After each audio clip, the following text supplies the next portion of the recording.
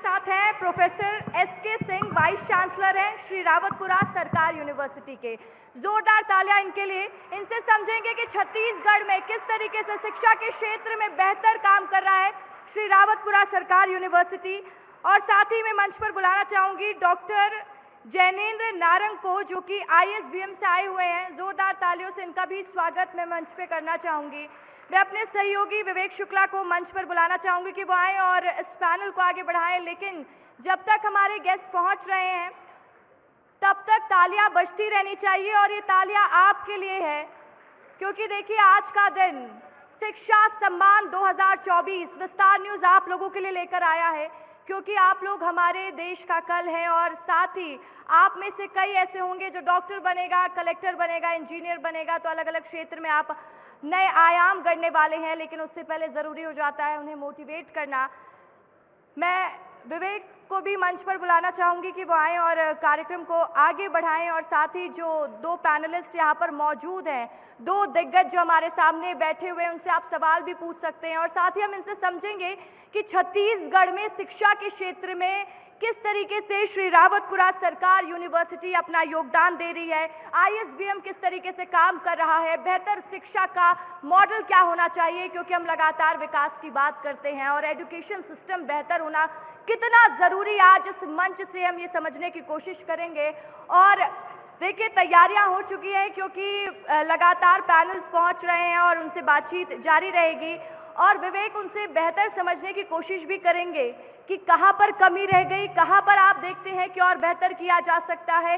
सारे पहलू आपके सामने पेश करेंगे। और यही वजह था कि हमने आज शिक्षा सम्मान आयोजित किया, कि स्टूडेंट समझ सके कि क्या उनके लिए बेहतर हो सकता है। ओवर टू यू विवेक। बहुत बहुत आभार रसिका, आपने भूमिका में सब कुछ बता ही दिया है। जो हमारे साथ शख्स मौजूद हैं इस वक्त, उनके बारे में परिचय रसिका ने आपसे कराया। बहुत स्वागत आपका, बहुत स्वागत आपका प्रोफेसर SK सिंह साहब और डॉक्टर जैनेंद्र नारंग जी। ISBM से आप लगातार लोगों को प्रेरणा दे रहे हैं।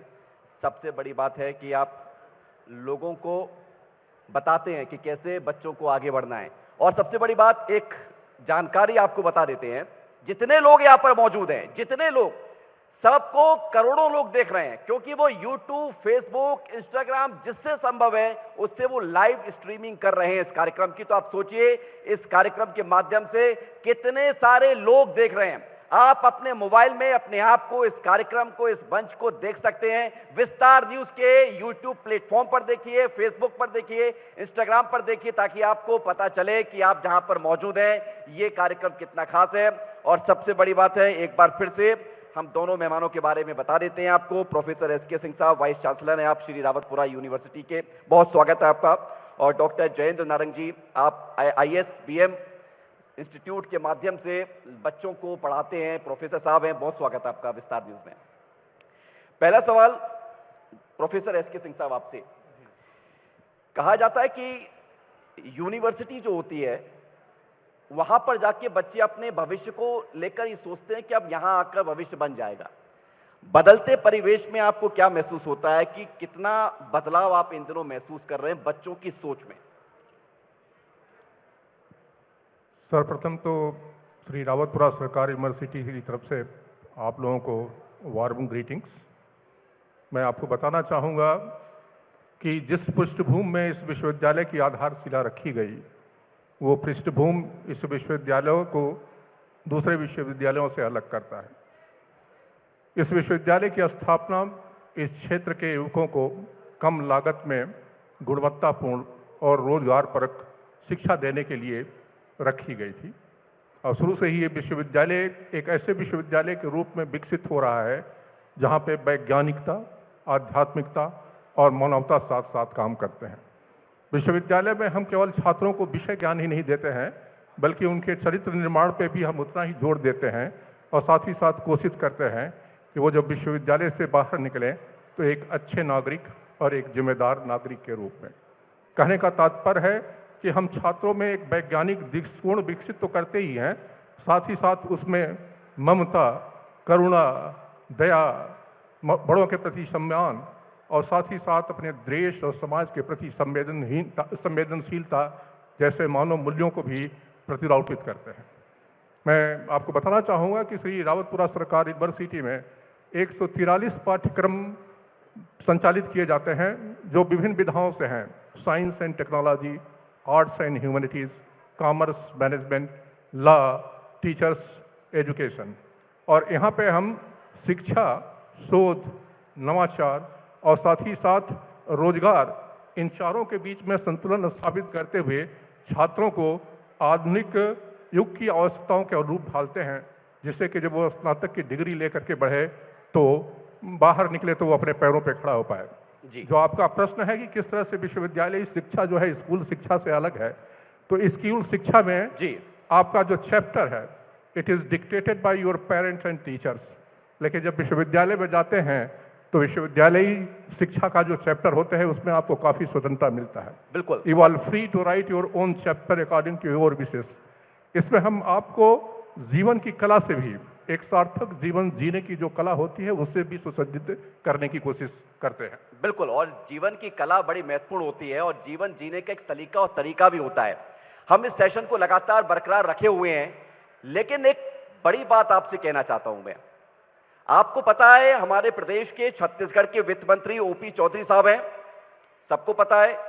और आप जैसे कई स्टूडेंट्स वो जो सपना देखते हैं ना आईएएस आईपीएस बनने का, वो हमारे ओपी चौधरी साहब रहे हैं। ओपी चौधरी साहब विभिन्न संस्थानों में जाते हैं, स्कूलों में जाते हैं, कॉलेजेस में जाते हैं और उनकी जो बातें हैं वो लोगों को, बच्चों को बड़ी प्रभावित करती हैं। इसलिए विस्तार न्यूज आपका अपना चैनल कुछ ही देर में ओपी चौधरी को यहां पर जब वो आएंगे उनका स्वागत भी करेगा और ओपी चौधरी के द्वारा कैसे वो बड़े आईएएस ऑफिसर बने, अधिकारी बने और उसके बाद एक बड़े अफसर से लेकर मंत्री तक का सफर तय किया, ये सब अगर आप जानना चाहते हैं तो आप बने रहिए। मोबाइल मत चलाइए, कहीं मत जाइए, कहीं काना फूसी मत करिए। ये सेशन बड़ा महत्वपूर्ण है, तो दिल थाम के बैठिए। इस सेशन के साथ ही ओपी चौधरी साहब आएंगे।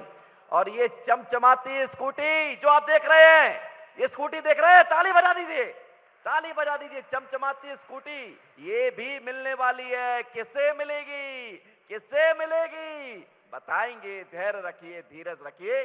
तो हम इस सेशन को आगे बढ़ाते हैं। ओपी चौधरी साहब वित्त मंत्री आने वाले हैं कुछ ही देर में, वो आपको बताएंगे कि कैसे आईएएस आईपीएस बनना है और फिर अगर अब नेता भी बनना है तो वो भी बता देंगे। तालियां हो जाए इसके लिए। और अब इस सेशन को हम आगे बढ़ाते हुए डॉक्टर जयंत नारंग जी, आईएएस बीएम में आप क्या किस तरह से लोगों को बताते हैं कि ये इंस्टीट्यूट कितना अलग है, कितना अलग है, कितना विशेष है, दूसरे इंस्टीट्यूट से कैसे अलग है? आईएसबीएम के आप डायरेक्टर हैं, आप आईएसबीएम को पूरी तरह से संचालित कर रहे हैं, तो कितना अलग संस्थान है ये दूसरे से? जी देखिए, आईएसबीएम यूनिवर्सिटी 2016 में छत्तीसगढ़ में आया। इसके पहले भी हम लोग देश भर में करीब 22 सेंटर्स हमारे चलते हैं।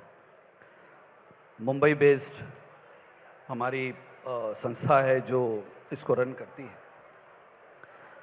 आईएसबीएम यूनिवर्सिटी में जहां हम लोग एक और मॉडर्न कोर्सेस, मॉडर्न टेक्नोलॉजीज़ पे नॉलेज देने का काम कर रहे हैं, वहीं दूसरी ओर हम जो हमारा बेसिक कल्चरल और ट्रेडिशनल कोर्सेज चल रहे हैं उसको भी हम न्यू एजुकेशन पॉलिसी के तहत अपग्रेड कर रहे हैं।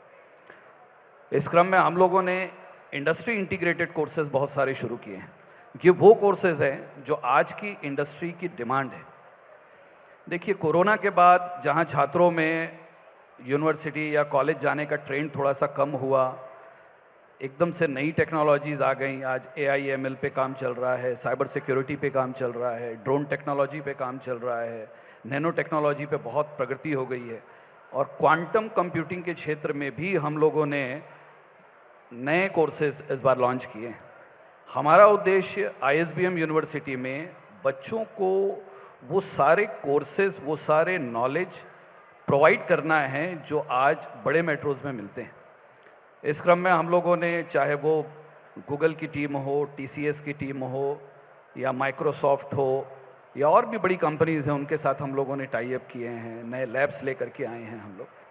तो हमारा प्रयास सिंपल सा है, जो बोर्ड ऑफ एडवाइज़र्स में हमारे यहाँ मेंबर्स हैं, जो बड़ी भी कंपनीज, भी स्कूल्स के प्रोफेसर्स हैं, चाहे बड़ी कंपनियां हैं जिसको हम लोग मांग कहते हैं, Microsoft, Amazon, Apple, Netflix and Google, in companies के सीनियर ऑफिसर्स भी आज ISBM यूनिवर्सिटी में बोर्ड ऑफ एडवाइजर्स में हैं।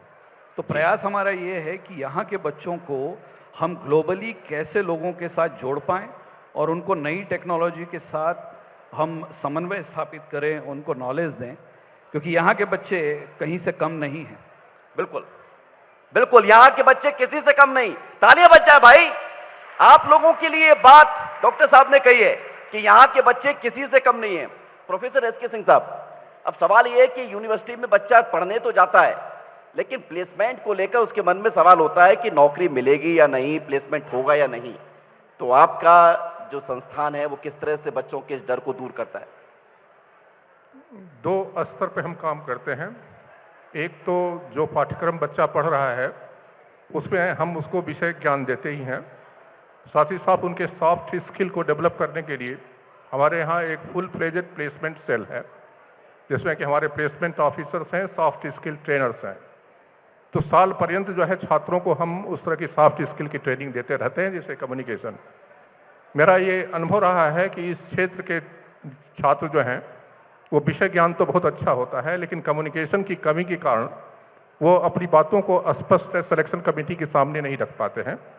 तो विश्वविद्यालय ने उस पर काम करना शुरू किया, कम्युनिकेशन पे काम करना शुरू किया, उसके बहुत ही अच्छे रिजल्ट आए हैं। साथ ही साथ हमारे यहाँ एक sustainable and vibrant university industry linkage policy है। उस पॉलिसी के तहत हम लोगों ने पिछले 1 सालों में 22 टाई-अप्स किए हुए हैं इंडस्ट्री के साथ और ऑर्गेनाइजेशन के साथ, चाहे किर्लोस्कर टोयोटा मोटर्स हो, चाहे TCS हो।